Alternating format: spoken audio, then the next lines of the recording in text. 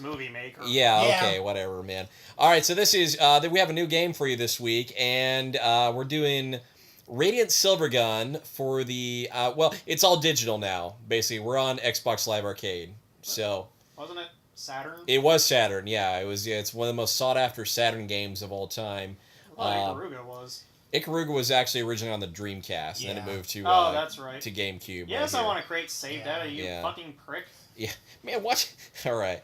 So what we're gonna do here is we're gonna go to single. So it does have multiplayer. Yeah. Well, if it does. Yeah. All right. So this is my first time actually playing Radiant Silvergun. I never played it originally when it was on the Saturn. So let's see here. We're gonna go into single player mode, normal play. It is a very awesome shmup though. From every review that I've read, I know Game Fan magazine has reviewed it. Every treasure article that you've ever seen in a gaming magazine, they all ramble on and on and on about how awesome Radiant Silvergun is. So, and if you go on the Assembler Games forums, there's tons and tons of, you go any sort of shmup forums out there, and you can find information on Radiant Silvergun. So let's go ahead and take a look at it. What's a schlup? A shmup, shoot 'em up. Okay. Shoot 'em up. I never even heard the term up until like 2 years ago. Hey, we have Brandon.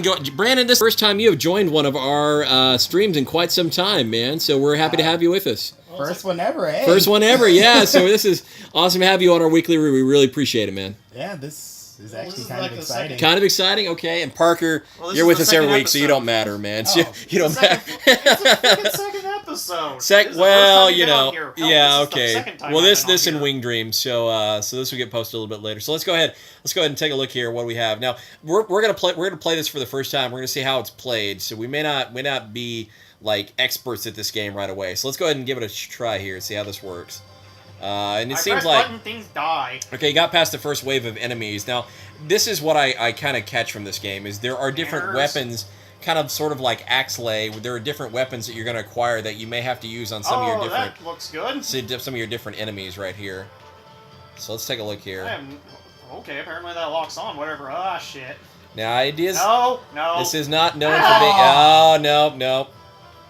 Bad things. Do not touch. All right, let's take a look here. You got into a boss fight already that quickly. Seizure-rific!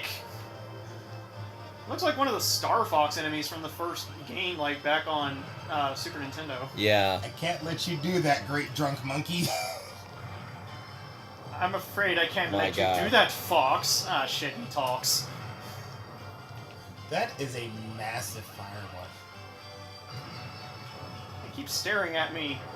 Oh, good, it rolls towards me in its death throes. So, is this how the graphics were on the Saturn? Or Yes, it was. Yeah, this is exactly how the graphics were on the Saturn. I don't know that they've enhanced. Quick. What's up? That was quick. Yeah, I don't know that they've necessarily enhanced them for stage? I think they may be in HD now. I'm not sure. I don't know. But I do know that the graphics were incredible for its day on the Saturn, for sure. Yeah. Ah, shit, he's actually a physical entity still. I thought his corpse was not going to do anything. Go away. You know, the way how the firing goes, it reminds me a lot of UN Squadron. Like the UN Squadron, I mean, all these games are basically going off of their predecessors and what they brought to the shooter kind of genre, you know, and UN Squadron was really one of the greatest ones, well, definitely one of my favorites. Oh, Would you maybe able to answer this question? Did they ever actually make a sequel to it? I don't know that, you know, I don't know that, that game is actually based off of... Oh, this is some bullshit? Yeah, that's going to be tough, man. Yeah, you're not Area gonna, 88. Area 88, you got it, yeah. I don't know that that's necessarily... Zone 88. No, I've never heard of that one. Area 88 was an anime. No, I think there was a prequel to UN Squadron. I could be wrong. I'm not the most knowledgeable, but I think there was a game called Carrier Air Wing that came out before UN Squadron did. It's very similar. Okay, so other buttons do other things? Actually, yeah, you know, on the side, Carter. Oh, that would have been nice. Does. No one had let's this. see if we can get a little bit closer here to the screen. Fuck you, man. I'm paying attention to the field of battle. I don't have no time to talk about, like, sidebars. Before the game started? I didn't care. I thought it was just extra information, because obviously this game was meant to be played on a 4x3 screen, not a 16x9. Yeah. Careful, Shane. His ADD's kicking in. It's That's like right. ADD paradise. Yes. Fuck me. How many continues do you get in this? Do we know? 3 altogether. 3 altogether, and he's already used 2. Oh, All good. right. I feel accomplished. So, Insert Oh, obligatory. shit! I think you do. You get your sword. I think you get your sword to use with this too, right? I just tried to use it. Of course, it didn't work. Well, you have to be Ah. close to use the sword. I would imagine, yeah. Okay, this is new. Unless you've got the Kuwabara's Dimension Sword, but Yu Yu Hakusho got kind of weird after that. Which one? Kuwabara's Dimension Sword. Oh, okay.